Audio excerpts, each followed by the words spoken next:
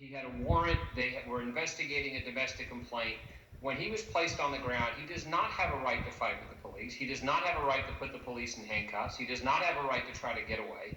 When an officer is making a lawful arrest, the only lawful thing you can do as a citizen is submit to the officer's authority and allow yourself to be taken into custody.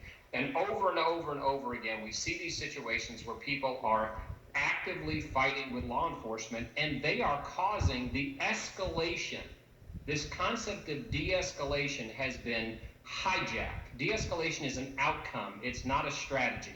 And if the officer takes efforts to try to calm the situation down, the suspect has to do the same thing too. And if the suspect does not, there will be no de-escalation. Ted, what happened here? I completely agree with him. I think that we don't spend enough time getting, especially young black males, to understand about cooperation. When I was arrested, I was a probation officer at juvenile court in Memphis, Tennessee, and the sheriff's deputy told me to get out of the car. I just asked him a question. He said, "Put your hands behind your back." He put handcuffs on me and arrested me. The charges were bogus, and eventually it was dismissed. But here's the problem. We have to make sure that they understand what cooperation means. You need to understand that you can't win this battle. It's not worth your life not to go to jail. Just take the time to get arrested, go spend your 2 or 3 hours in jail, and go home.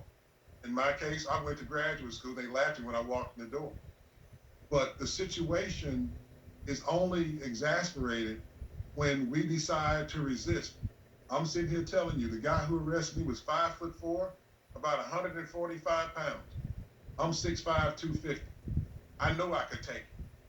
But because I already had an undergraduate degree in criminal justice, I was already working in the criminal justice system, I understood that my cooperation was essential to my survival.